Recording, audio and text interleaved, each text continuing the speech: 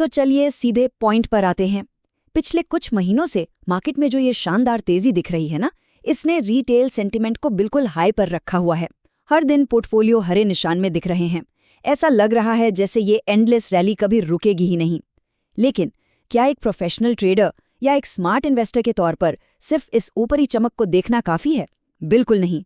आज के इस डीप डाइव एनालिसिस में हम उस बड़े स्ट्रक्चरल शिफ्ट को डिकोड करने वाले हैं जो इस वक्त मार्केट की सतह के ठीक नीचे बहुत ही खामोशी से आकार ले रहा है। स्मार्ट मनी अपना रास्ता बदल रही है और अगर वक्त रहते सही कदम नहीं उठाए गए तो इस रैली का भ्रम बहुत भारी पड़ सकता है।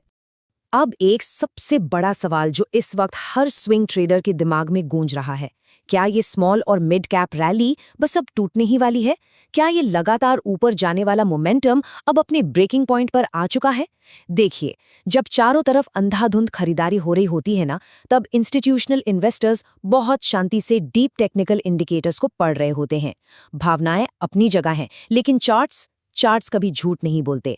तो आइए समझते हैं कि पर्दे के पीछे आखिर चल क्या रहा है।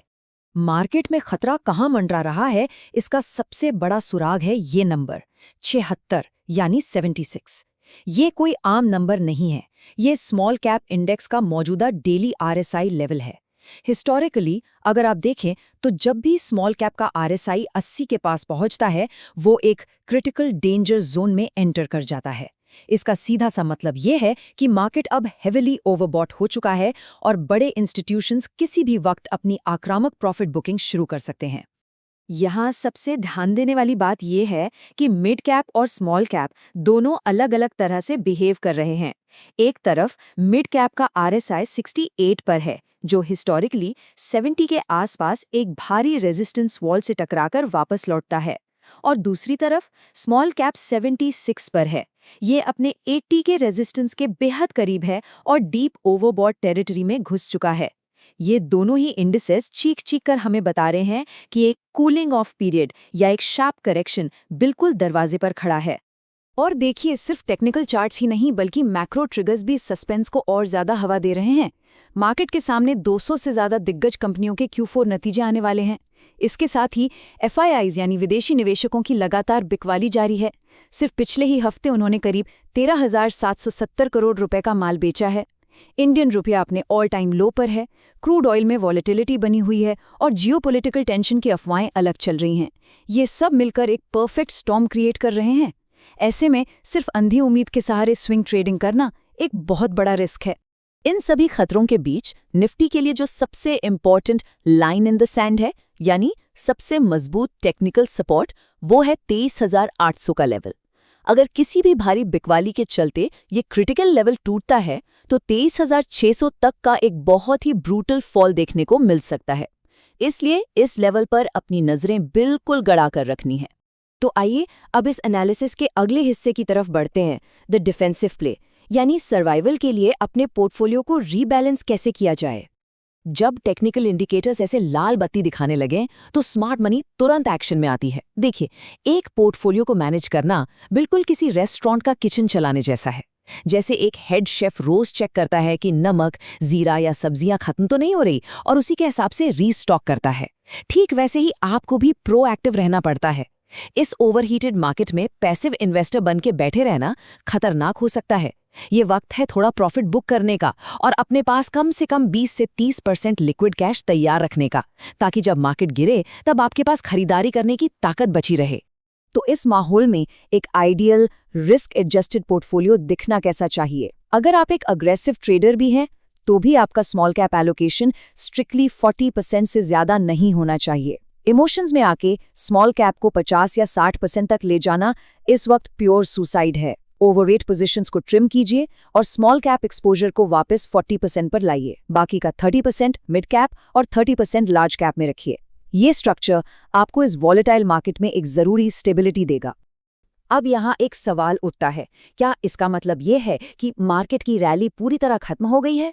बिल्कुल नहीं, और यहीं पर एंट्री होती है सेक्टर रोटेशन की। ये एक ऑफेंसिव स्ट्रैटेजी है। इंस्टीट्यूशनल कैपिटल यानी स्मार्ट मनी मार्केट से बाहर नहीं जा रहा, वो सिर्फ उन ओवरवैल्यूड और थके हुए सेक्टर्स से निकलकर उन नए सेक्टर्स में शिफ्ट हो रहा है जहां फ्रेश टेक्निकल ब्रेकआउट्स आने शुरू हुए हैं। अगर आप इस शिफ्ट को ट्रेस करें तो रोड मैप बिल्कुल साफ है। स्मार्ट मनी कहाँ से निकल रही है? IT, financial services, capital markets और एनर्जी से। यहाँ हेवी डिस्ट्रीब्यूशन और हेडविंड्स हैं। और पैसा जा कहाँ रहा है? Health care, pharmaceuticals, speciality chemicals और डिफेंस मैन्युफैक्चरिंग में। इंस्टीट्यूशंस वहाँ एग्रेसिवली पैसा डाल रहे हैं जहाँ वीकली चार्ट्स पर फ्रेश ब्रेकआउट्स बन रहे हैं। इन सेक्टर्स का कंट्रास्ट देखिए, बहुत ही दिलचस्प कहानी बताता है। एक तरफ आईटी सेक्टर है जो पूरी तरह से बेरिश जोन में है, एक लोअर लो स्ट्रक्चर बना रहा है और एआई डिस्ट्रप्शन के भारी हेडविंड्स झेल रहा है। और दूसरी तरफ फार्मा और डिफेंस हैं। यहाँ सालों का एक मैसिव कंसोलिडेशन चल रहा था और अब महीनों तक दबे रहने के बाद ये सेक्टर्स ऊपर की तरफ एक एक्सप्लोसिव ब्रेकआउट दे रहे हैं। इसी ब्रेकआउट का एक प्राइम एग्जाम्पल है हेल्थ केयर इंडेक्स, जहां चार्ट्स पर एक क्लासिक डार्वस बॉक्स ब्रेकआउट बन रहा है। इस इंडेक्स ने 6 बार, जी हां, लगातार 6 बार रेजिस्टेंस को तोड़ने की कोशिश की और हर बार फेल हुआ। लेकिन अब आखिरकार इसने उस सीलिंग को तोड़ दिया है और एक स्ट्रॉन्ग क्लोजिंग दी है। ये उस टेक्निकल टेंशन के रिलीज होने का सबसे बड़ा सबूत है। अब चलते हैं अपने क्लाइमैक्स की तरफ, एक ऐसी केस स्टडी जो एक परफेक्ट फंडामेंटल और टेक्निकल ब्रेकआउट का सटीक उदाहरण है। जब इंस्टीट्यूशनल मनी सेक्टर रोटेशन करती है तो उन्हें ऐसे स्टॉक्स चाहिए होते हैं जो फंडामेंटली रोबस्ट हों। इसका एक बड़ा कैटलिस्ट है विजया डायग्नोस्टिक। स्मार्ट मनी यहाँ इतनी अग्रेसिव क्यों है? इसके फंडामेंटल्स देखिए। ये साउथ इंडिया का एक डोमिनेंट पैथोलॉजी ब्रांड है। इनका एक्सपेंशन मैसिव है, 200 से ज़्यादा सेंटर्स अब ऑपरेशनल हैं।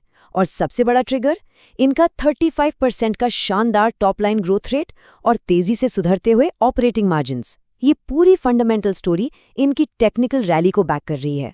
और जब इस स्ट्रॉन्ग फंडामेंटल स्टोरी को हम टेक्निकल चार्ट पर रखते हैं तो सामने आता है ये क्रिटिकल नंबर 1300। ये इस स्टॉक के लिए ऑल टाइम हाई ब्रेकआउट का एंट्री लेवल है। जैसे ही 1300 का लेवल क्रॉस होता है, फंडामेंटल्स और टेक्निकल्स एक परफेक्ट सिम्फनी में अलाइन हो जाते हैं और एक मैसिव अपसाइड रैली का रास्ता खुल जाता है। तो आज के इस डीप एनालिसिस के बाद सबसे बड़ा सवाल यही रह जाता है, जैसे जैसे स्मार्ट मनी बहुत ही खामोशी से नए ब्रेकआउट्स की तरफ अपना पैसा घुमा रही है, क्या आपका पोर्टफोलियो इस अगली कैलकुलेटेड वेव पर सवार होने के लिए तैयार है, या फिर आपकी कैपिटल उन्हीं थके हुए ओवरबॉट सेक्टर्स में फंसी रह जाएगी? चार्ट्स ने अपना सिग्नल दे दिया है, अब अगला मूव आपको डिसाइड करना है।